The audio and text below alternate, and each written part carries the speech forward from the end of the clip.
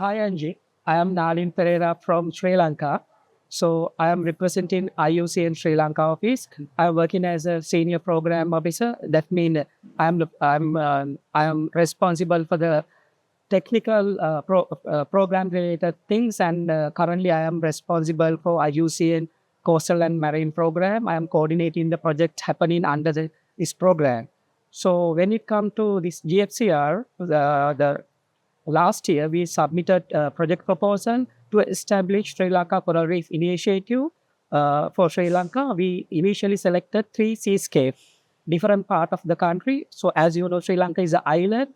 So when it comes to the uh, coastal area, we have a large coastal and marine area than terrestrial area. So unfortunately, when it comes to the protected area, we have when it comes to our terrestrial part, we have around 30% of protected area, but in come to the coastal and marine areas, just 3% cover the MPAs. Yeah, that's the background. And when it comes to this GFCR program under the SNCRI, we selected three seascape. Basically, all three scapes as must coral reef are there. But when it comes to the socio-economic conditions, three seascapes differ from each other. Two seascape, tourism is dominated. Still, there are fishing communities practicing traditional fishing practices, and some fishers they are involved in motorized boat and things. But basically, they are practicing traditional fishing practices. And when it comes to resource extraction, fisheries related resource extraction, the fishing pressure is comparatively high because of high population densities in coastal area. Our third seascape, it's totally people are dependent on fisheries. There are one or two fisheries tourism destination, but main income generated to the society is from the fisheries. So more or less, although three fisher dominated, the social economic conditions are, I mean, differ one seascape to three scapes. So although we identify different financial solutions to each seascape, basically we agree on what we are doing. But when it comes to the local implementation, we have to think about local socio-economic conditions before introducing any, solution, financial solution for these seascapes. That's the basic background of our program. That's a big background. Yeah. Thanks for that. So I'm Angie, Angie. originally from Barbados. But I'm doing no work in the Caribbean at present. I'm working as a marine biologist and director of science at Blue Alliance. So at Blue Alliance, we work with established marine protected areas on two fronts. So we want to make them financially sustainable, which feeds into what you were saying. And we also want to improve management effectiveness. And of course, the two of those they go hand in hand. In terms of financial sustainability, I think that's what makes us a little different from other NGOs.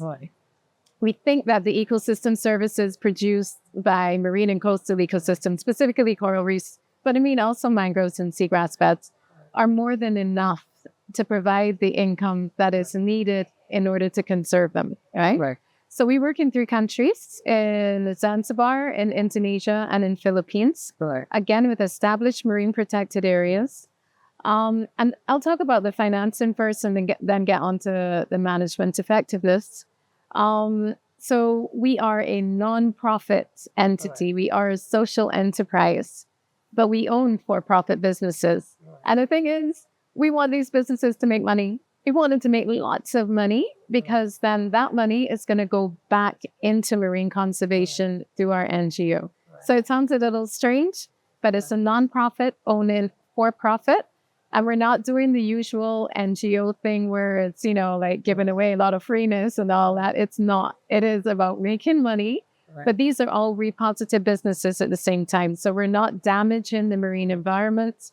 We're trying to improve the marine environment as we do it. So that is what we're looking at. And what we do is we take what we learn from one country, use it in another country, adapt it to the local conditions, and go on from there. So right now we're looking, of course, at ecotourism. We know that works. Sustainable tourism. Blue carbon, we're fighting that good fight just like everyone else. But we're also looking at fishery supply chain here in Pemba. We're looking at aquaculture, good aquaculture. We're looking at sea cucumbers farming. We're looking at mangrove crab farming as well. And of course, here in Pemba, there's one of the only underwater rooms in the world. So we're looking at that. So again, we want to make money and for that money to go back into marine conservation. And then we also want to improve management effectiveness. And in many of the MPAs in which we work, there's already a lot of good talent there. And we will bring what is lacking, what is missing, in order to improve the capacity for marine protected areas. So we do the usual provision of boats, but we also train people because we want them to be able to use those boats well. We want them to maintain them. We want them to be safe when they go after poachers and so on. So we do that. My responsibility is the science and the MME. So my role is to check and see if all of the actions that we're doing for conservation are actually having any sort of impact at all, right?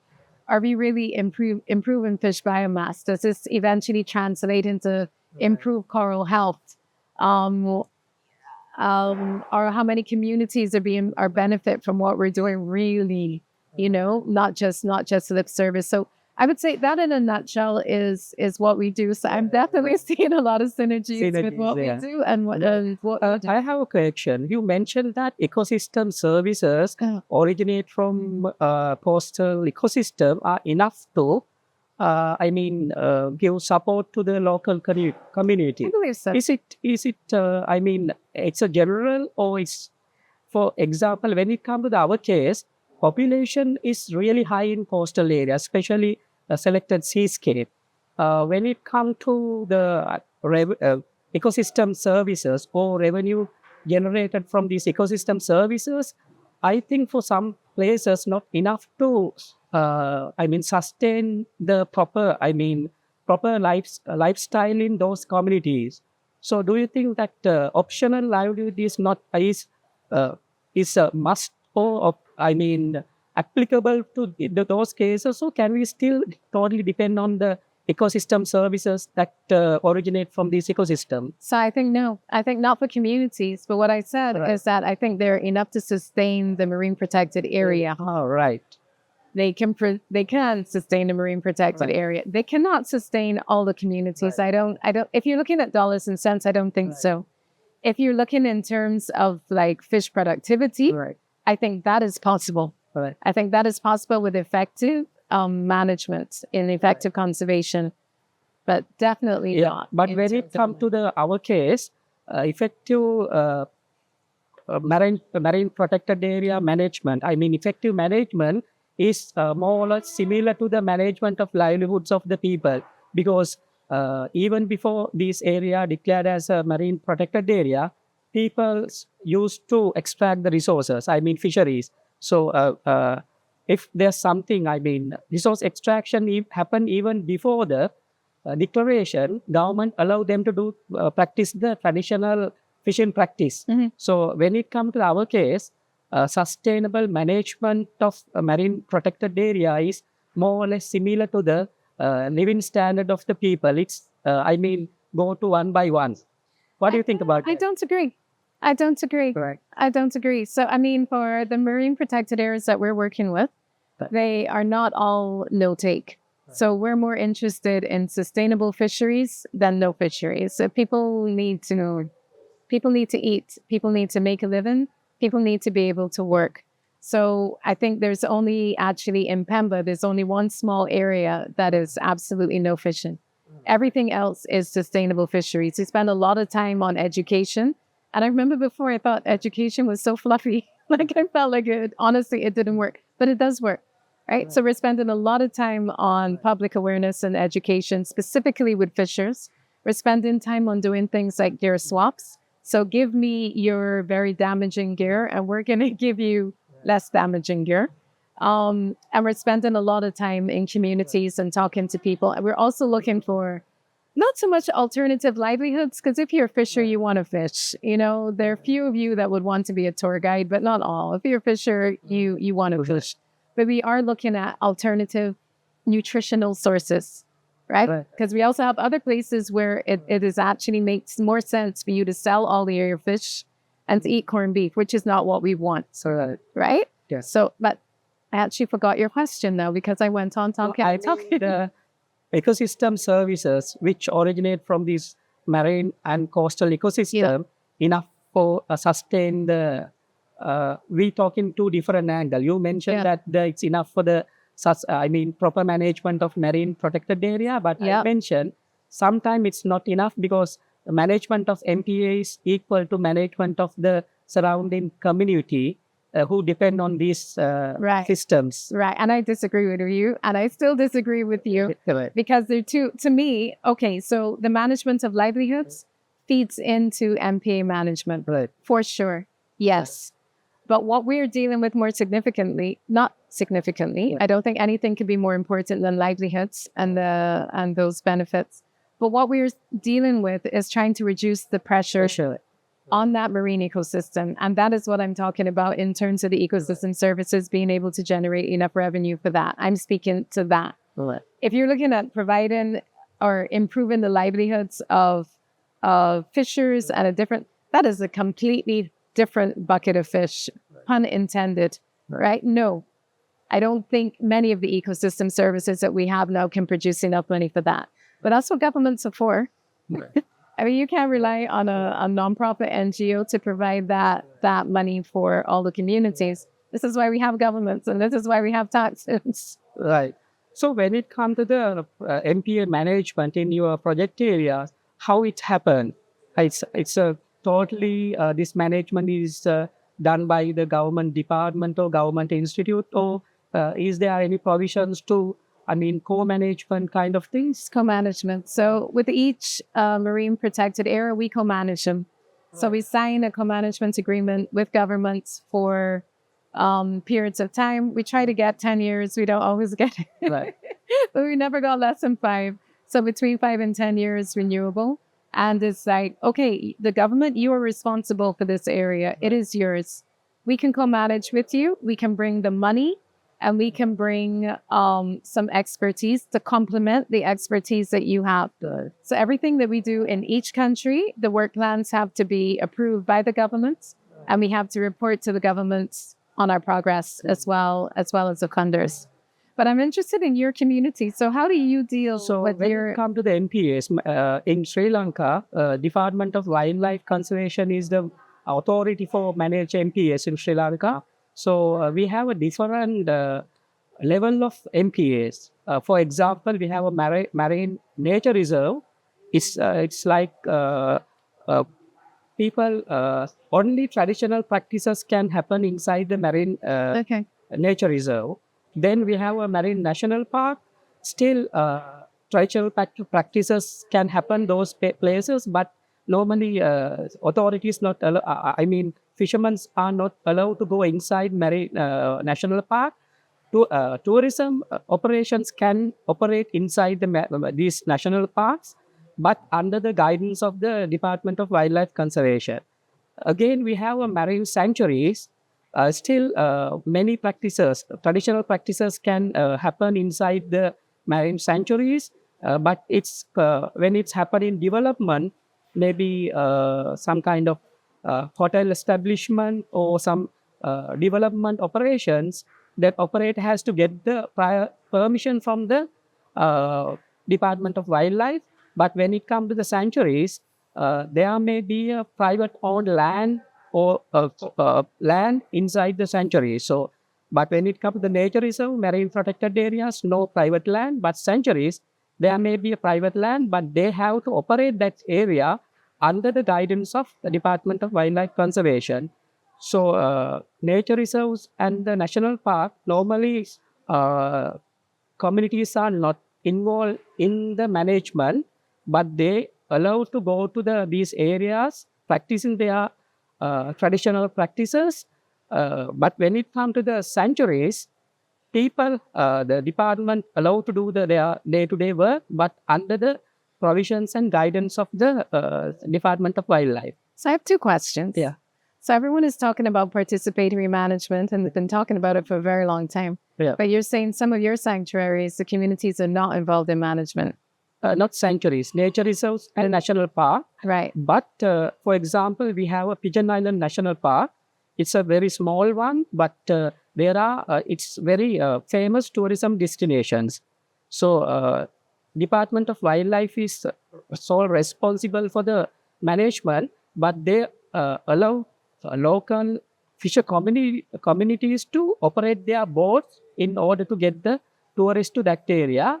They just allow to do that. But when it comes to the management, so far, local communities is not directly involved with the decision making or management. And how are those going? Yeah. That's what my question is, how are they going? Because all I'm hearing now is that if the communities are not involved in management, it's not going to work. So I'm curious as to how this setup works. So what the department is, as a authority or as a management authority, they take a decision how this tourism operations has to be there in the national park. They maybe think about, okay, 20 boats can operate inside the national park.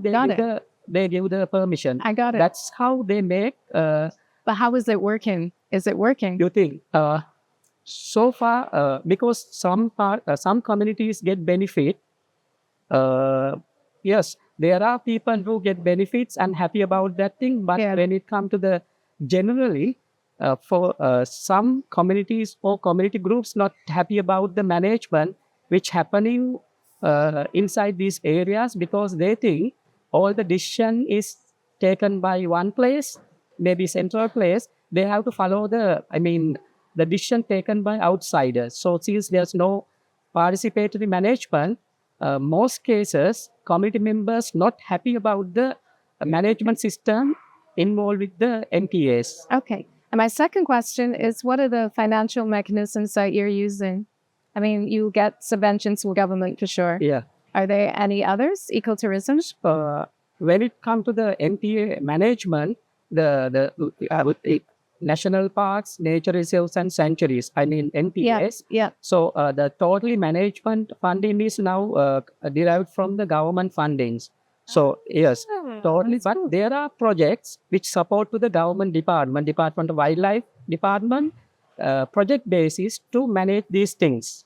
Okay. So, but when it comes to the salaries and all other things, depend on the central government funding. Plus, there are some projects, but most of the project will end 2 to 3 years. When project is over, there's no secure funding for NPAs. Though some good initiatives originate from these projects, by the end of the project, these things stop. Right. So when we talk with the NPA managers, department officers, and also committee members who involved with this initiative, now they mention, we think that this will work when project is over. But at the end of the project, since there's no security for the infrastructure initiative happen under this project is over, then most cases people and officials are not happy about the current system, because there's no any security for the initiatives or programs which happen under this current government management plus project-based system. Okay. So you need to find some sustainable financing mechanism. We have to find a very sustainable financing system. Okay. That's why we propose Conservation Trust Fund. Right. When we discuss about this among our stakeholders, what we realize that there's no blueprint or proper guidance from Sri Lankan side to establish Conservation Trust Fund. There was one or two early example try to establish Conservation Trust Fund, but almost all cases fail. There's a few cases, almost all fail. Then we have to start from the beginning. Okay. First, we think try to understand how Conservation Trust Fund working in other part of the world. Mm-hmm. We got some, literature related information. Then we discuss with our implementing partners. Then we have to understand our government system to regulate the financing because this involved with the money. Then we have to we have to do the legal review. Now it's ongoing. We have to do the legal review before establish the conservation trust fund because financial regulation is really strict in Sri Lanka. So now it's doing, but everyone is still, this is the best way to, secure the sustainability of the MPA management. Okay. Because since when all the finance, most of the finance to MPA management come from the central government, time there are, priorities change. If there's the national urgent emergency, they have to allocate fund to that. Then the MPA is not get the enough fundings. So this may be the conservation trust fund may be the best solution to secure funding for long-term sustainability of MPA management. We hope in that way. I think it's so interesting because we're approaching it from two almost completely opposite circumstances. So we're going into business. Right. We're going into business, which for us previously was like something really negative. We always thought of business as something slightly unscrupulous and you don't want to get into it and mix it with conservation. So we're coming from the business side. Right. And you're coming from the trust fund side. Right. So it's going to be really interesting for us to see how your project, see the outputs of your project, because maybe we add a trust fund onto the end of our for-profit businesses. And maybe you add one of our for-profit businesses onto our But anyway, initially, trust fund is funded by the project. So we allocated initial money to the trust fund. But when it comes to the operational phase and beyond the operational phase, the trust fund allocated finance is not enough. Yeah. We have to identify the supporting businesses and financing mechanism to maintain the conservation trust fund. Although although we are going to establish trust fund, there should be a financing mechanism to sustain the system, but otherwise it will collapse at the end of the project. Like the others. Yes, like the others. So I'm really looking forward to seeing the output from your project. Right.